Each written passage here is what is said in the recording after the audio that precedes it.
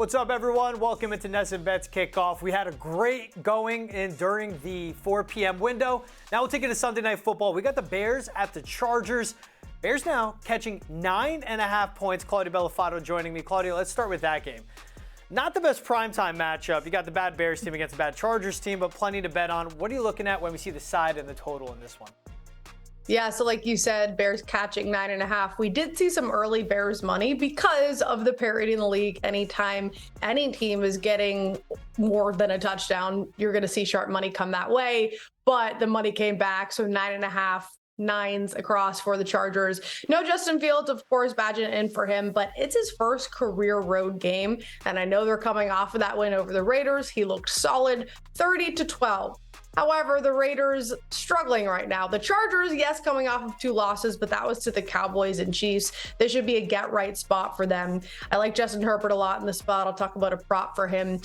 When it comes to the actual play, no, I've been staying away from these big spreads. I wouldn't lay the 9.5. Maybe look to a Chargers team total to fade this Bears defense. Bears possibly could get something going on offense, but if anything, I would go with the Chargers team total. Yeah, I'm with you on that one. We look at how this one opened up, even going on the total. Opened at 48.5, down to 46. So it's saying less scoring could mean a tighter game. I mean, what the Bears did last week, Bajan coming in at quarterback was tremendous, but 29 completions, 29 pass attempts, and he got up to 162 yards. Playing short, it's taking what the defense gives you. Chargers can do that, but this is a better defense than what he saw with the Raiders. A better pass rush as well. It's still going to be a tight match, but I'm staying away from the spread in this one. You brought up Justin Herbert. 266 yards and a half yards is his prop. 1.5 touchdowns. What do you think when you think Herbert and his passing props in this game?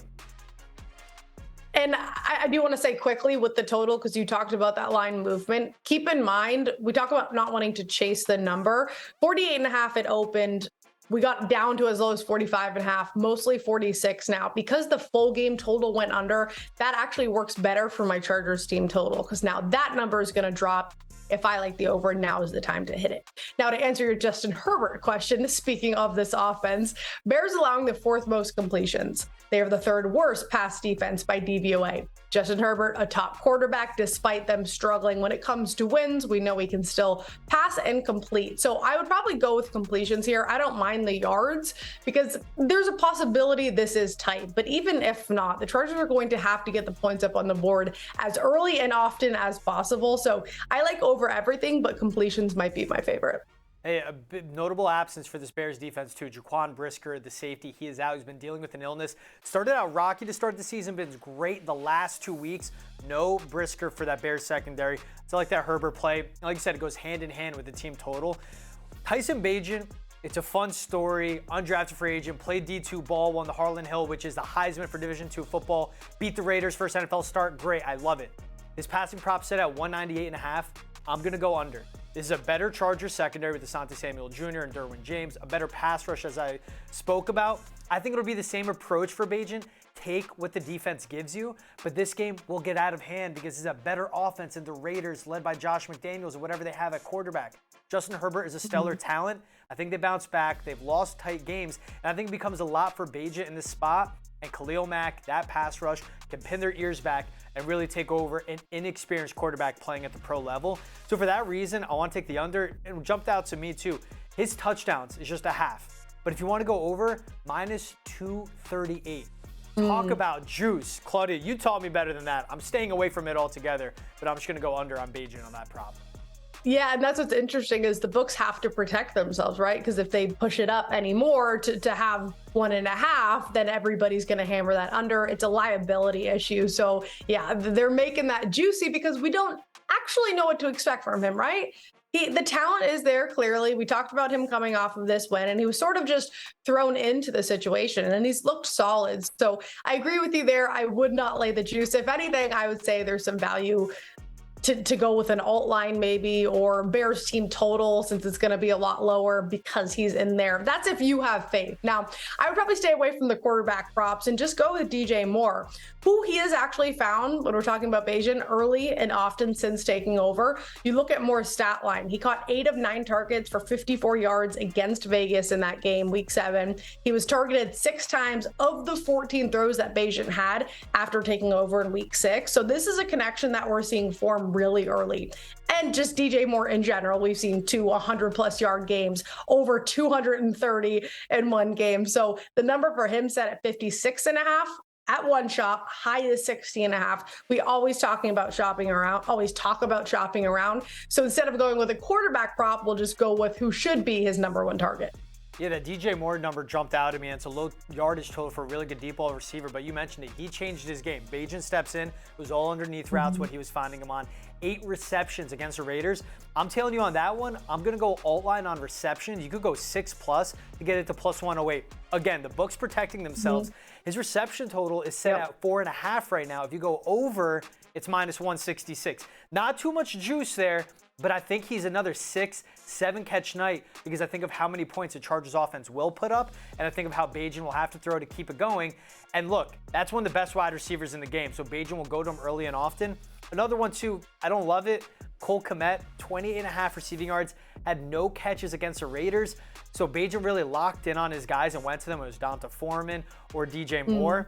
But you can get him 4+ receptions. Just needs 4 catches for a backup quarterback's favorite target, favorite pacifier at tight end, plus 142. But I feel a lot more comfortable. I'm with you going with DJ Moore, the best receiver, the best weapon on the offense for the Bears.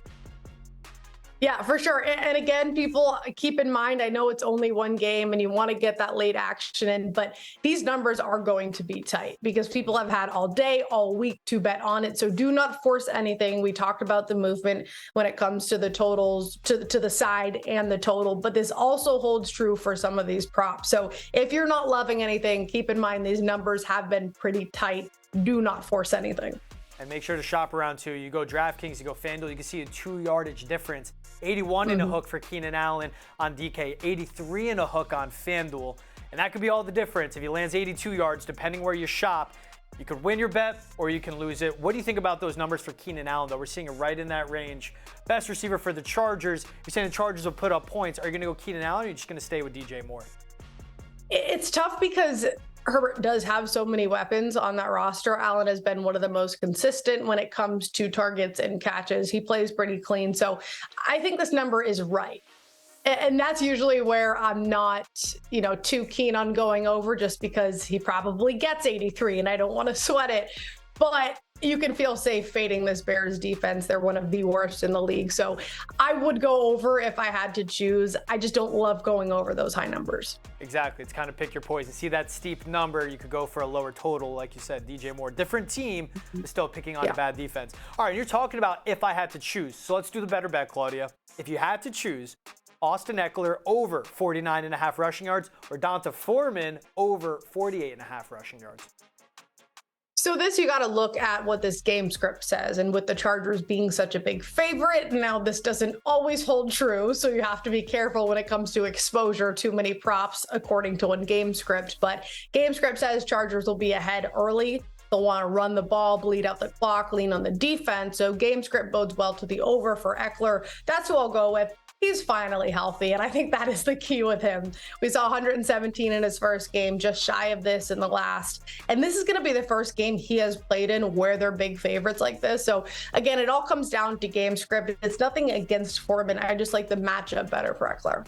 I'm with you. If I have to pick, I'm going with Eckler. You mentioned the whole game script. He had 45 yards just last week, but that was in a game where the Chiefs got out with that early lead. Patrick Mahomes, 3 touchdowns in the first half, and the Chargers offense can never get their legs under them. This is a worse quarterback matchup, a better quarterback matchup in the Chargers' favor they're facing. They'll be playing a worse defense, so everything, like you said, they'll get out in front. He'll get the touches. He'll get the carries. 45 yards when getting blown out last week. 49.5 to me is so easy to eclipse for Austin Eckler. I like one of the game's best running backs. His leg's still fresh as he returned from injury, getting at a low number like 49.5 against a bad Bears rush defense. And the strength, the Chargers' offensive line is not the best, but the best thing to do when you have that lead, go downhill, play to what every offensive lineman wants to do. They want to run the ball, especially in prime time, assert themselves and flex their muscles in that spot.